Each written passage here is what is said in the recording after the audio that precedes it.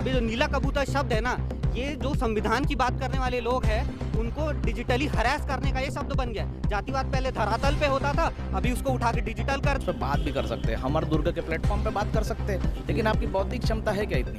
मतलब आप, मेरे पास इंग्लिश में है वो, आप आइए, अगर आपको बात अगर समझ में आ रही है, इंग्लिश समझ में आती है तो आइए बैठ के बात करते हैं। मुझे घर में सभा बैठाला है, वहाँ जाके उड़दंग फैलाएंगे ये लोग, तो भीम आर्मी उसके लिए नहीं गई है। ये उड़दंग फैलाएंगे और वहाँ पे महिलाओं के साथ में जो बदतमीजी कर रहे हैं और ये संविधान के दायरे के बाहर जाना है।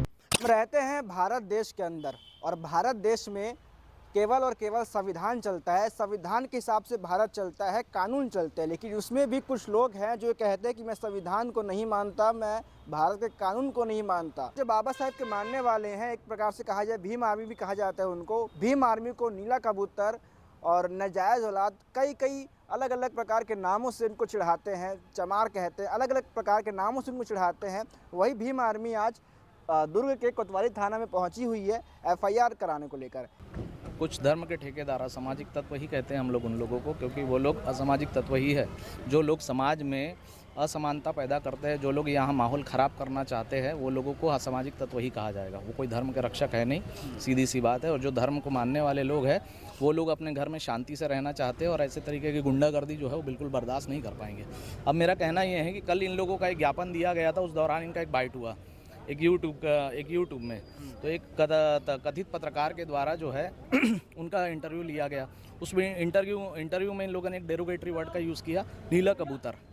मुझे कहीं वो जो मंशा है वो साफ दिखती है कि अपमानजनक है। अब ये नीला कबूतर जो शब्द है, इन्होंने किस मंशा से यूज़ किया हम बताते हैं। इस देश का 80% जो व्यक्ति है, SC ST OBC Bahujan Samaj, जो संविधान में आस्था रखता है, जो बाबा साहेब अम्बेडकर के सपनों को जीता है, जो सोचता है कि भारत देश के अंदर में बाबा साहेब का संविधान चलना चाहिए, वो इस देश का अम्बेडकराइट व्यक्ति कहलाता है। वो अपने आप को भले ही ना कहे, लेकिन वो अम्बेडकराइट कहीं ना कहीं है।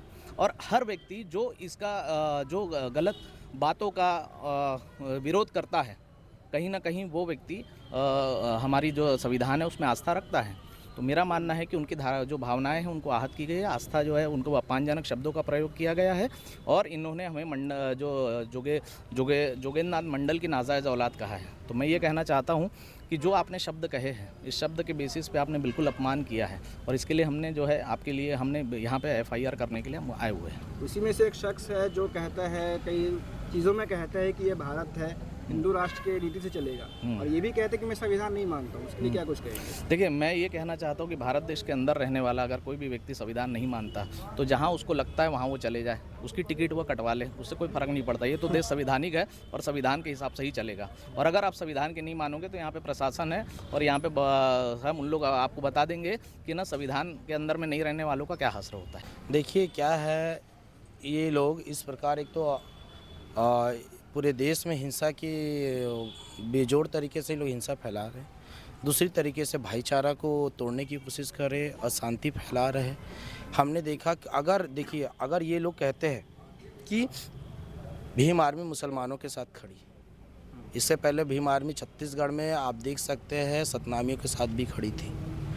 भीम आर्मी अपने क्रिश्चियन भाइयों के साथ भी खड़ी थी। भीम आर्मी मुसलमान भाइयों के साथ भी खड़ी थी। ये भीम आर्मी बहुजन आर्मी है। एक चीज़ आपको मैं बता दूं कि अक्सर ये देखा जाता है कि यहाँ पर जहाँ संविधान के विरोध में बात होती, किसी धर्म के साथ नहीं खड़ी है भीम आर्मी। भीम आर्मी जहाँ संविधान के विरोध में बात होती है वहाँ खड़ी है भीम आर्मी। अगर मेरे क्रिश्चियन भाइयों के साथ में अगर कोई प्रेयर कर रहा है, कोई अपने घर में सभा बैठाला है, वहाँ जाके उड़दंग फैलाएंगे ये लोग, तो भीम आर्मी उसके लिए नहीं गई है। ये उड़दंग फैलाएंगे और वहाँ पे महिलाओं के साथ में जो बदतमीजी कर रहे हैं, और ये संविधान के दायरे के बाहर जाना है। अगर आप लोग, मैंने उस वक्त भी कहा था कि अगर आप लोग को इतनी आपत्ति है तो प्रशासन के पास बोलिए, प्रशासन उसकी जांच करेगा। और प्रशासन ने भी आज तक ये चीज़ का पूरा सामने मीडिया के तौर पे ये नहीं बताया कि सच में वहाँ पे क्या हो रहा था। ये लोग ने जो आरोप लगाया है उसका ना तो इन्होंने कभी भी खंडन किया, और ना जो सही है वो भी सामने में रखा नहीं है बैठ के हिसाब से।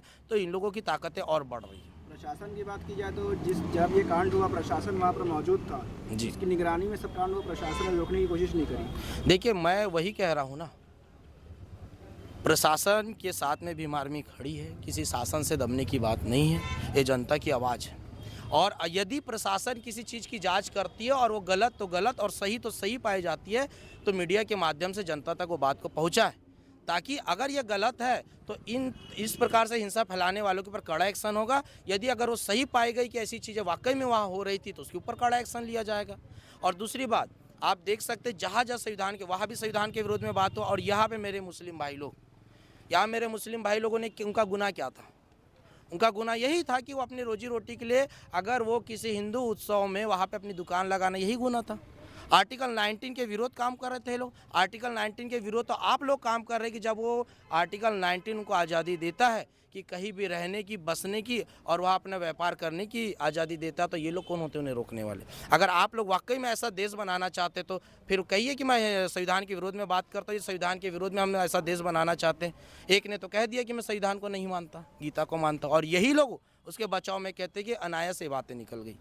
कोई बच्चे हैं कि अनायास निकल जाती है? आप किसी संगठन के पदाधिकारी है, लेकिन आपके मुंह से अगर निकला हुआ एक एक शब्द बहुत मायने रखता है। जनता आपको देख रही है, कभी माफ़ नहीं करे, और यही आपकी विचारधारा दर्शाती है। अभी एफआईआर करवाएं क्या कुछ आश्वासन? देखिए, टीआई महोदय के द्वारा ये बोला गया है कि हम इसके जल्दी से जल्दी एक्शन लेंगे, जांच करेंगे और इनके ऊपर एफआईआर करेंगे, ये आश्वासन दिया है। हमने उनको 24 घंटे की मोहलत दी है। यदि नहीं होता है तो उसके बाद में भीम आर्मी स्वतंत्र है, अपने साथियों के साथ में एसपी कार्यालय जाएगी, एसपी महोदय के सामने अपनी बात रखेगी और इसका कड़ी से कड़ी जांच करवाएगी। मैं भीम आर्मी जिला अध्यक्ष दुर्ग से राहुल बोरकर, भीम आर्मी भारत एकता मिशन। परिचय? निशांत कुमार, भीम आर्मी जिला दुर्ग से। मैं डॉक्टर दीक्षित भीमगढ़े, मैं भीम आर्मी से कोई संबंध नहीं रखता हूँ। अब पूर्णतः बात यह है कि मेरी हुई है भावनाएं आहत इस प्रकार के, क्योंकि जो जिस न्यूज़ चैनल पे चला है वो है एक तो वित्त पोषित, एक स्पेसिफिक विचारधारा की ही बात करता है वो, है ना। और उसमें जो पत्रकार है, सॉरी गलती मेरी है, पत्रकार नहीं है वो है वैकल्पिक पत्रकारिता करने वाली यूट्यूबर जो अपने आप को पत्रकार कहती है। मेरे को नहीं पता उसके पास में पीआरओ नंबर है कि नहीं है, उसका किसी प्रेस क्लब से एफिलिएशन है या नहीं है। वो मुंह उठा करके वहाँ पर गई है, इनका इंटरव्यू ली है, और वो हम लोगों को कभी फुटेज देती भी नहीं है। मैं ये भी बता रहा हूँ, मैं हम लोगों का मतलब, मैं अगर किसी मुद्दे पे आया हुआ हूँ तो भी वो नहीं दिए, न केवल इनके साथ, बाकी किसी और के साथ भी, ठीक है। अब समस्या ये है कि उनकी जिम्मेदारी और उनके चैनल की ये जिम्मेदारी बनती थी कि जब भी ऐसे कोई भी डेरोगेटरी शब्द आते हैं वहाँ पे बीप चलाते या स्वीकृति का पट्टा चलाते, या फिर एटलीस्ट वहाँ पर ऑन द स्पॉट उनको करेक्ट करते। ऐसा कुछ भी नहीं किया गया, मतलब वो इस तरीके की बातों को प्रचारित कर रही है। अभी जो नीला कबूतर शब्द है ना, ये जो संविधान की बात करने वाले लोग हैं उनको डिजिटली हरास करने का ये शब्द बन गया है। जातिवाद पहले धरातल पे होता था, अभी उसको उठा के डिजिटल कर दिया है आपने। अब आप उस तरीके के पहले जो भी डेरोगेटरी जातिवादी शब्द थे, अब वो इस तरीके का हो गया। छपरी शब्द आजकल बहुत कॉमन कर दिया है ना इन्होंने। छपरबंद जाति से आता है, एसटी वर्ग है, वो छप्पर सीने का काम करते हैं लोगों का, उसको, क्योंकि उनका रहन सहन गरीब अवस्था में इस तरीके का है। आपने तो किसी भी अनायास कुछ भी पहनने वाले आदमी को, जिसका फैशन सेंस इतना बुरा है कि उसको घर वाले ही 4 गालियां दे रहे हैं, उसको आपने छपरी बोल करके चिढ़ाना चालू कर दिया। ये क्या है? इसी तरीके से तो आपने जातियों को नाम दिया है। हाँ, मुंह उठा के बोल देते चोर चमार वाली बात। क्या, कौन सा चोर चमार, कौन सा चमार ने चोरी करके खाई है?